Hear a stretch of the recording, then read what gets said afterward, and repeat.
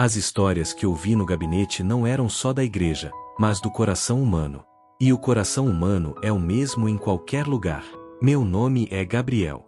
E se você está chegando agora, talvez precise entender onde está.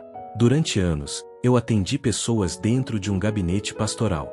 Um espaço pequeno, silencioso, afastado do púlpito, longe do microfone, longe das câmeras, longe das versões bonitas que costumam aparecer nos cultos e nas redes sociais. Era ali que as histórias reais surgiam. Não as histórias que sobem ao altar, mas as que chegam cansadas, confusas, envergonhadas, e muitas vezes com medo. Essas histórias não falavam apenas de fé. Falavam de culpa, de controle, de abuso espiritual, de contradições. Falavam de pessoas que amavam a igreja, mas estavam sendo feridas dentro dela. O gabinete não era um lugar de respostas rápidas. Era um lugar de silêncio, de pausas longas, de gente que começava falando de outra coisa, dava voltas, respirava fundo, até conseguir dizer o que realmente doía. E é por isso que este espaço existe. Aqui, eu compartilho histórias que nunca seriam contadas no culto, mas que explicam muito do que acontece nos bastidores das igrejas. Histórias que poderiam acontecer, e muitas vezes acontecem, em qualquer cidade pequena do Brasil. A história que você vai ouvir agora aconteceu no interior de Minas Gerais, numa cidade cercada por morros, cafezais e estradas estreitas. Um lugar onde todo mundo se conhece, onde a igreja pentecostal local não era apenas um espaço religioso, era o centro moral da cidade. E foi ali que eu conheci um presbítero respeitado por todos. E temi, pela primeira vez, aquilo que pode se esconder atrás de um zelo excessivo. A igreja era de médio porte. Bancos de madeira enfileirados, púlpito elevado, cortina azul atrás, um grande versículo pintado na parede frontal. Ventiladores no teto tentando vencer o calor típico da região. Cultos cheios aos domingos. Quartas-feiras mais tranquilas, mas ainda assim bem frequentadas. Naquela cidade, a igreja não era apenas um lugar de culto. Era a referência. Ali se resolviam conflitos familiares. Ali se julgava, ainda que em silêncio, o comportamento das pessoas. Ali se definia quem estava bem com Deus, e quem precisava ser observado. E no centro dessa engrenagem estava o presbítero Samuel. Samuel era um homem conhecido por todos. Frequentava aquela igreja havia mais de 30 anos. Ajudou a construir o templo atual. Participou de consagrações, campanhas, vigílias, jejuns coletivos. Já tinha visto muitos pastores passarem, mas ele permanecia. Era visto como um pilar. Fisicamente, Samuel chamava atenção pela postura. Sempre muito ereto. Terno simples, mas impecável. Bíblia de capa gasta, cheia de marcações, sublinhados, anotações nas margens. Ele não era expansivo. Não ria alto. Não fazia brincadeiras. Sua autoridade vinha do silêncio e da firmeza. Quando Samuel falava, as pessoas ouviam. Quando Samuel se calava, as pessoas interpretavam. Ele defendia com convicção a ideia de que a igreja precisava ser santa, separada, exemplo para a cidade. Falava muito sobre testemunho, escândalo, pureza moral. Repetia constantemente que o pecado tolerado hoje vira a ruína de amanhã. E, pouco a pouco, isso começou a moldar o ambiente da igreja. As pessoas passaram a medir palavras, a escolher roupas com mais cuidado, a esconder crises para não virar assunto. Não era um controle declarado. Era um controle internalizado. E Samuel parecia confortável nesse papel. Com o passar do tempo, algo sutil começou a mudar naquela igreja. Não foi um escândalo. Não foi um pecado público. Foi um clima. O tipo de clima que não aparece em atas, nem em relatórios, nem em discursos de púlpito. Um clima que se percebe nos corredores, nos cochichos depois do culto, nos olhares que se desviam rápido demais. O presbítero Samuel começou a falar com mais frequência sobre disciplina eclesiástica. Não de forma genérica. Ele citava exemplos. Sempre sem nomes. Sempre com frases que começavam assim: conheço casos. Já vi igrejas se perderem porque é melhor tratar o erro no início. A intenção, oficialmente, era proteger a igreja. Mas o efeito era outro. Pessoas começaram a me procurar com medo. medo de serem observadas, medo de conversas mal interpretadas, medo de decisões pessoais virarem assunto espiritual. Lembro de uma jovem que entrou no gabinete com as mãos suadas, apertando a alça da bolsa com tanta força que os dedos ficaram esbranquiçados. Ela falava baixo, como se as paredes ouvissem. Queria saber se poderia ser disciplinada por terminar um namoro. Não por pecado, mas por dar mau exemplo. Outra vez, um casal antigo da igreja chorou diante de mim porque havia sido advertido por Samuel por faltar a 3 cultos seguidos. O motivo? O marido havia sido demitido e estava trabalhando à noite como vigia. Ainda assim, o discurso foi duro. Prioridades revelam o coração. A cidade pequena amplificava tudo. Numa cidade assim, você cruza com as mesmas pessoas no mercado, na farmácia, no posto de gasolina, na fila do banco. A igreja não termina no culto, ela continua na rua, na calçada, na conversa atravessada. E quando o medo entra na fé, a fé começa a adoecer. Samuel parecia cada vez mais convencido de que estava certo. Seus discursos ficavam mais firmes. Suas decisões, mais rápidas. Ele não pedia opinião, comunicava. Não aconselhava, advertia. E muitos aceitavam. Porque questionar Samuel era quase o mesmo que questionar a própria igreja. O primeiro caso que realmente marcou aquela comunidade envolveu um homem simples, pedreiro, membro antigo da igreja. Chamarei aqui de Marcos. Marcos não era líder. Não tinha cargo. Não pregava. Mas era conhecido por estar sempre presente. Ajudava na limpeza, chegava cedo, saía tarde. Um daqueles rostos que fazem parte da paisagem da igreja. Certa semana, Marcos foi visto conversando com uma mulher separada, recém-chegada à cidade. Nada explícito. Nada escandaloso. Uma conversa no portão da igreja, depois do culto. Na semana seguinte, Samuel o chamou. Não houve gabinete aberto. Não houve escuta longa. Foi uma conversa seca, objetiva, cheia de versículos e advertências. O resultado foi uma disciplina pública. Marcos foi afastado da comunhão por tempo indeterminado para reflexão. No culto em que isso foi anunciado, o ambiente ficou pesado. O silêncio era espesso. Quase dava para ouvir o zumbido dos ventiladores cortando o ar quente. Algumas pessoas olhavam para baixo. Outras, para a frente. Marcos não estava presente, e isso tornava tudo ainda mais constrangedor. A mensagem era clara, mesmo sem ser dita diretamente. Estamos observando. Depois disso, ninguém mais conversava com ninguém fora do que era estritamente necessário. As mulheres se agrupavam. Os homens mantinham distância. Até os cumprimentos ficaram mais rápidos, mais frios. E Samuel parecia satisfeito. Para ele, a igreja estava sendo preservada. Para mim, algo essencial estava sendo perdido. Foi nesse período que comecei a notar algo estranho. Algo que não se encaixava. Pequenos detalhes que não gritavam, mas sussurravam. O tipo de coisa que só se percebe quando se aprende a ouvir o que as pessoas não dizem. E foi então que uma mulher entrou no meu gabinete. E mudou completamente a forma como eu via aquele presbítero. Ela chegou numa tarde quente, daquelas em que o ar parece pesado demais para os pulmões. O sol batia forte do lado de fora, mas dentro do gabinete a luz era baixa, filtrada por uma cortina bege já um pouco amarelada pelo tempo. Ela se sentou devagar. Não me olhava nos olhos. As mãos estavam inquietas, abrindo e fechando os dedos, como se procurassem algo para segurar. A respiração vinha curta, irregular. Vou chamá-la de Helena. Helena não era nova na igreja. Frequentava havia alguns anos, mas sempre de forma discreta. Nunca buscou cargos, nunca quis aparecer. Era o tipo de pessoa que entra, senta nos últimos bancos, ora em silêncio e vai embora sem chamar atenção. Quando finalmente começou a falar, a voz saiu baixa, quase um sussurro. Ela não começou falando de Samuel. Começou falando de culpa. Disse que se sentia constantemente observada. Que tinha medo de errar, medo de parecer errada, medo de ser interpretada de forma errada. Disse que a igreja, que antes era refúgio, havia se tornado um lugar de tensão física, dor no estômago antes dos cultos, suor frio nas mãos, coração acelerado sem motivo aparente.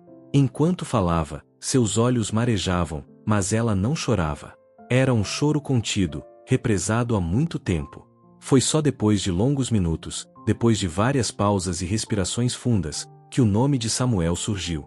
Ela disse que ele a procurava com frequência, sempre em nome do cuidado espiritual.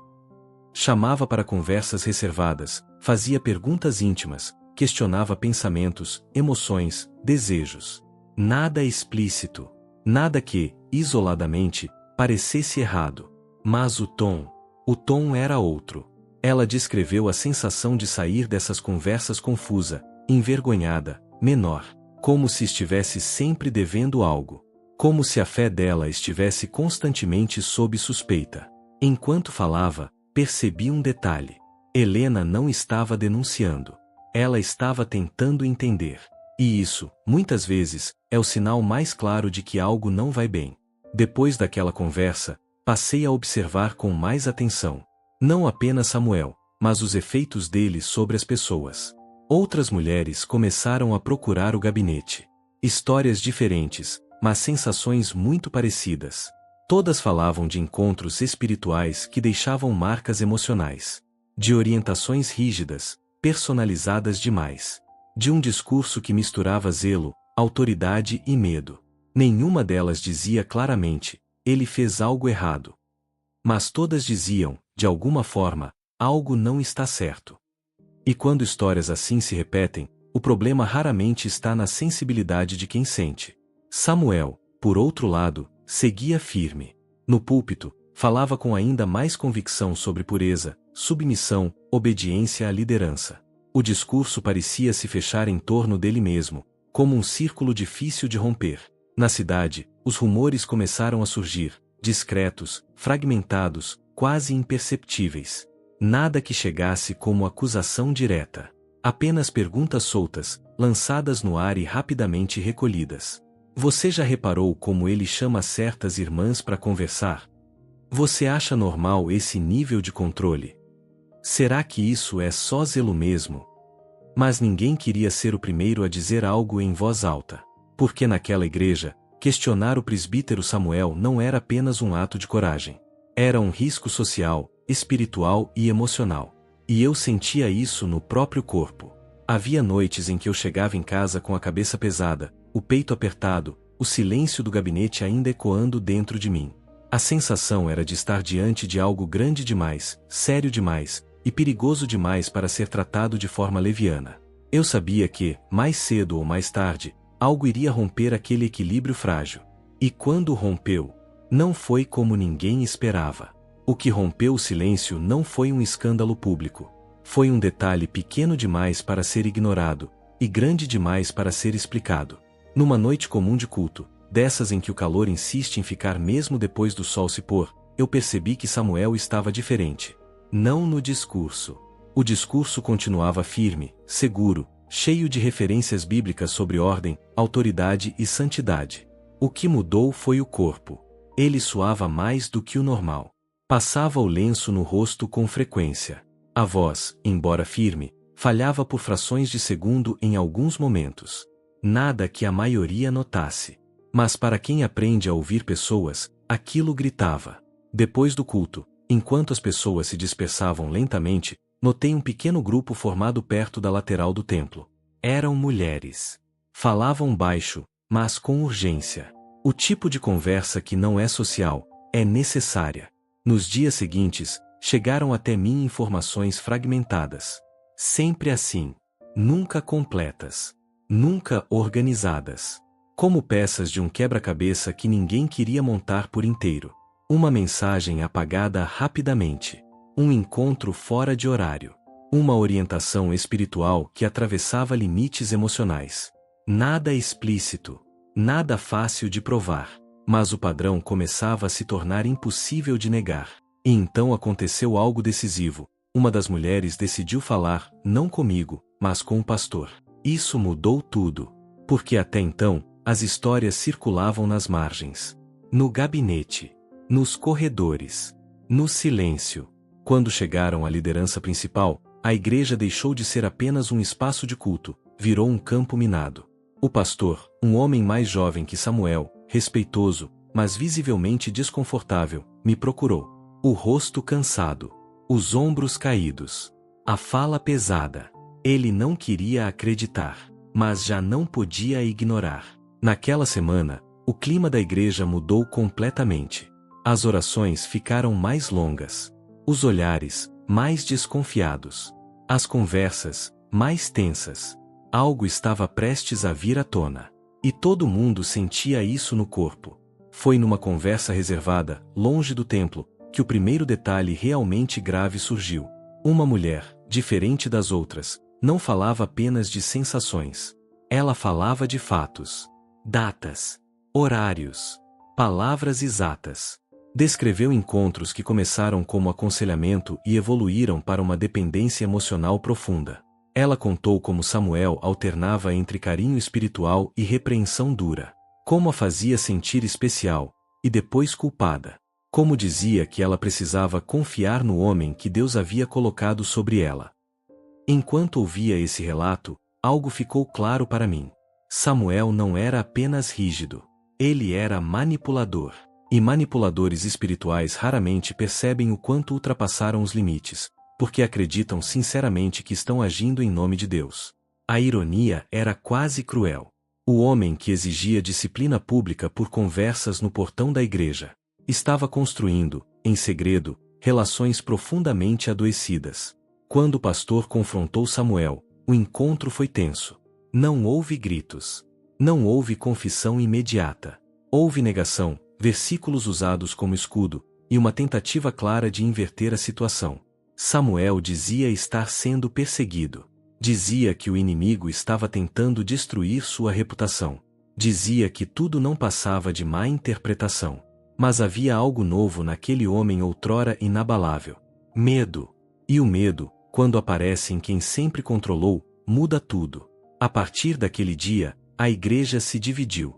De um lado, os que não conseguiam imaginar Samuel errando. Do outro, os que já não conseguiam ignorar o peso das histórias. E no meio, pessoas confusas, feridas, tentando entender como a fé podia doer tanto. Nada foi anunciado oficialmente no primeiro momento. Mas numa cidade pequena, o silêncio também comunica. As pessoas começaram a perceber mudanças sutis. Samuel deixou de presidir algumas reuniões. Já não aparecia com a mesma frequência nos cultos de meio de semana. Quando aparecia, sentava mais ao fundo, o corpo rígido, o olhar fixo demais no púlpito. E isso confundiu todo mundo. Porque, até então, Samuel sempre esteve à frente. Sempre visível. Sempre firme. A ausência parcial dele não trouxe alívio, trouxe ansiedade. Nos corredores da igreja, as conversas passaram a ser interrompidas com facilidade. Bastava alguém se aproximar para que o tom baixasse imediatamente. Famílias começaram a se afastar umas das outras. Pessoas que sentavam juntas há anos passaram a ocupar bancos diferentes. A igreja estava rachando. Não por doutrina, mas por confiança. Alguns defendiam Samuel com fervor. Diziam que ele estava sendo injustiçado, que tudo aquilo era exagero, que homem nenhum é perfeito, mas que aquilo estava passando dos limites. Usavam o passado dele como escudo. Anos de serviço, sacrifícios, dedicação. Outros não conseguiam mais ignorar o peso emocional das histórias. Não falavam alto. Não faziam acusações públicas. Mas estavam cansados de fingir que aquilo era normal. E havia ainda um terceiro grupo, talvez o maior. Os confusos. Gente que não sabia em quem acreditar. Que sentia o estômago revirar durante os cultos. Que ouvia sermões sobre amor, santidade e verdade, mas saía com a sensação de que algo essencial havia se quebrado. Eu via isso nos rostos, nos olhos cansados, na forma como as pessoas respiravam dentro do templo, curto, preso, como quem não se sente mais seguro nem para orar em paz. A fé, ali, já não era abrigo, era tensão. O gabinete pastoral nunca esteve tão cheio, e tão silencioso. As pessoas chegavam sem saber exatamente o que dizer. Algumas choravam logo ao sentar. Outras falavam demais, como se tentassem organizar o caos interno em palavras. Havia raiva, tristeza, frustração, e um luto difícil de nomear. Não era apenas a possível queda de um líder. Era a queda de uma imagem. Para muitos, Samuel representava segurança espiritual. A ideia de que ele poderia ter ferido pessoas, mesmo sem perceber, abalava estruturas internas profundas. Alguns se sentiam traídos. Outros, culpados por nunca terem questionado nada. E havia também as mulheres diretamente envolvidas. Elas carregavam um peso diferente. Um peso duplo. Além da dor emocional, havia o medo de não serem acreditadas. O receio de serem vistas como causadoras do problema. O cansaço de sempre precisarem se explicar. Lembro de uma delas dizendo, com a voz embargada: eu não queria destruir a igreja. Eu só queria parar de me sentir mal. Essa frase ficou em mim. Porque ela expunha algo cruel. Quando estruturas adoecem, quem fala costuma ser tratado como ameaça, mesmo quando está apenas tentando sobreviver. Samuel, por sua vez, começou a se isolar. Pessoas próximas relataram noites mal dormidas, crises de pressão alta, irritação constante. O homem que sempre exigiu ordem agora vivia em desordem interna. E então, pressionada pelo desgaste, a liderança tomou uma decisão inevitável. Samuel seria afastado temporariamente de suas funções. Não como punição pública, mas como tentativa de conter o colapso. A decisão não trouxe paz. Trouxe mais divisão. Porque, quando a confiança se rompe, não existe medida administrativa que resolva rapidamente. E eu sabia. O mais difícil ainda estava por vir. O afastamento de Samuel, mesmo temporário, não foi comunicado de forma direta à igreja. Foi anunciado com palavras cuidadosas, quase burocráticas, tentando preservar o máximo possível da imagem institucional. Mas ninguém acreditou nessa neutralidade. Na prática, o que aconteceu foi outra coisa. A fé virou trincheira. As pessoas começaram a usar versículos como armas. Uns citavam autoridade espiritual, submissão, respeito aos mais velhos. Outros falavam de verdade, luz, justiça, cuidado com os feridos. A Bíblia, que antes unia, agora separava. E a cidade? A cidade assistia. No interior, as histórias da igreja não ficam na igreja. Elas atravessam a praça, entram no mercado, passam pelo balcão da padaria, circulam na fila do posto de saúde. Bastava um olhar atravessado, um comentário incompleto, e tudo ganhava versões novas. A igreja, que sempre foi referência moral, agora era assunto de curiosidade. Alguns se aproximavam por interesse. Outros se afastavam por vergonha. Famílias inteiras pararam de frequentar os cultos, não por falta de fé, mas por cansaço emocional. Dentro do templo, o ambiente era outro. O louvor continuava. As orações continuavam. Mas algo essencial havia se perdido: a leveza. As pessoas cantavam, mas com o peito pesado. Oravam, mas com a mente inquieta. A presença que antes confortava agora confrontava. E Samuel? Samuel se calou. O homem que sempre falou muito agora evitava qualquer contato. Não ligava. Não respondia mensagens. Não procurava ninguém. Um silêncio que não parecia arrependimento, parecia defesa. E o silêncio, nesse ponto, também feriu. O tempo passou, e o afastamento temporário começou a parecer definitivo. A liderança percebeu que não havia caminho fácil de retorno. Mesmo sem confissão pública, mesmo sem escândalo explícito, algo havia sido quebrado de forma irreversível. A confiança.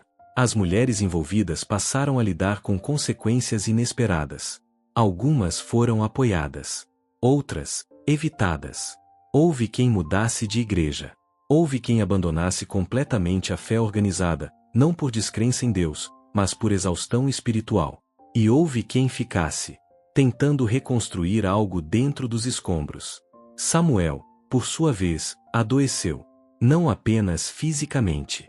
O homem rígido, controlador, agora vivia cercado por desconfiança e isolamento. Pessoas próximas relataram um vazio difícil de explicar, como se ele mesmo já não soubesse quem era sem o cargo, sem o controle, sem a autoridade. Isso não o tornava inocente, mas o tornava humano. E talvez esse fosse o detalhe mais difícil de engolir para todos. Porque é mais fácil lidar com vilões claros do que com pessoas complexas. É mais simples apontar monstros do que encarar contradições. Mas a realidade raramente oferece essa facilidade. No gabinete, eu sentia o peso disso tudo. Não havia vencedores. Não havia sensação de justiça plena. Havia apenas pessoas feridas tentando seguir em frente. E eu sabia que aquela história não terminaria com uma conclusão limpa. Porque histórias humanas, especialmente dentro da igreja, quase nunca terminam assim. Meses depois, a igreja ainda estava de pé. Os cultos continuavam. As portas continuavam abertas. Mas algo invisível havia mudado para sempre. Havia lugares vazios nos bancos. Lugares específicos. Pessoas que sempre sentaram ali, e que agora não sentavam em lugar nenhum. Algumas mudaram de igreja. Outras nunca mais voltaram a frequentar nenhuma. E havia também as ausências mais sutis. Pessoas presentes fisicamente, mas ausentes emocionalmente. Cantavam sem fechar os olhos. Oravam com frases curtas. Evitavam envolvimento. Como quem aprendeu que se aproximar demais pode machucar. A liderança tentou reorganizar a casa. Novas falas sobre cuidado, sobre escuta, sobre humildade. Mas reconstruir confiança é um processo lento, especialmente quando o dano foi causado por alguém que representava segurança. As mulheres que haviam falado carregavam marcas profundas. Algumas começaram terapia fora do contexto religioso. Outras tentaram reconstruir a fé sozinhas, em silêncio. O sentimento comum era ambíguo, alívio por terem sido ouvidas, e culpa por tudo que havia desmoronado depois. E essa culpa não deveria ser delas. Porque quando estruturas adoecem, quem denuncia não cria o problema, apenas o revela. Samuel nunca voltou ao púlpito daquela igreja. Não houve carta pública. Não houve pedido de perdão coletivo. O tempo foi encarregado de empurrar a história para um canto menos visível da memória da cidade. Mas o tempo não apaga tudo. Algumas feridas cicatrizam por fora, mas continuam sensíveis por dentro. E eu aprendi ali algo doloroso. Igrejas sabem lidar melhor com pecados visíveis do que com abusos silenciosos. Sabem confrontar atos, mas se perdem diante de processos emocionais longos, confusos e difíceis de explicar. Anos depois, quando penso nessa história, não me vem primeiro o nome de Samuel. Nem as acusações. Nem as decisões administrativas. O que me vem são os rostos. Rostos tensos sentados nos bancos. Mãos suadas segurando lenços. Olhares que evitavam cruzar com outros. Corpos presentes, mas sempre prontos para se proteger. Aprendi que a autoridade espiritual sem escuta se torna opressão, mesmo quando bem intencionada. Que zelo sem empatia pode ferir mais do que o descuido. E que pessoas profundamente religiosas também podem causar danos profundos, não por maldade explícita, mas por nunca questionarem o próprio poder. Aprendi também que o silêncio institucional costuma proteger estruturas, mas raramente protege pessoas. No gabinete, ouvi histórias parecidas em lugares diferentes do Brasil. Igrejas grandes, igrejas pequenas, capitais, cidades do interior. Mudavam os nomes, mudavam os cargos, mas o coração humano continuava o mesmo. E é por isso que sempre repito: as histórias que ouvi no gabinete não eram só da igreja, mas do coração humano. E o coração humano é o mesmo em qualquer lugar. Essa história não tem final feliz tradicional, mas tem verdade. E às vezes, contar a verdade já é um ato de cura. Depois de tudo, o gabinete voltou ao que sempre foi, um lugar silencioso. Mas não era o mesmo silêncio. Antes, era um silêncio de espera. Agora, era um silêncio carregado de memória. Cada vez que alguém se sentava à minha frente, eu me lembrava daquela igreja, daquele presbítero, da facilidade com que estruturas religiosas podem confundir controle com cuidado, da rapidez com que discursos sobre santidade podem ignorar a fragilidade humana. Aprendi que o maior perigo dentro da igreja não é o pecado que aparece, é o poder que não se permite ser questionado. É a espiritualidade que se blinda, que se considera imune à crítica, que transforma a obediência em virtude absoluta. E aprendi algo ainda mais difícil: nem todo dano vem de pessoas más. Muitos vêm de pessoas convencidas de que estão certas demais para ouvir. A igreja seguiu. A cidade seguiu. A vida seguiu. Mas aquela história ficou comigo como um lembrete constante. Quando líderes não prestam contas, alguém sempre paga o preço. Se você ouviu essa história até aqui, Talvez algo tenha mexido com você. Talvez tenha lembrado de alguém. Talvez tenha lembrado de si mesmo. Talvez tenha sentido incômodo, e isso não é um problema. Às vezes, o incômodo é o primeiro sinal de consciência despertando. Aqui, eu não conto histórias para destruir igrejas. Eu conto histórias para lembrar que igrejas são feitas de pessoas. E pessoas erram. Pessoas ferem. Pessoas também precisam de cuidado. Se essa história tocou você de alguma forma, deixe um comentário. Compartilhe uma experiência, uma reflexão, ou apenas diga que ouviu até o fim. Isso ajuda mais do que você imagina. Inscreva-se no canal. É gratuito, e é uma forma simples de manter esse espaço vivo, um espaço onde o que acontece no silêncio também pode ser ouvido. E se conhecer alguém que precisa ouvir essa história, compartilhe. Porque enquanto certos segredos continuam escondidos, outros precisam ser ditos. Aqui, este foi mais um episódio de Segredos do Gabinete. Até o próximo segredo.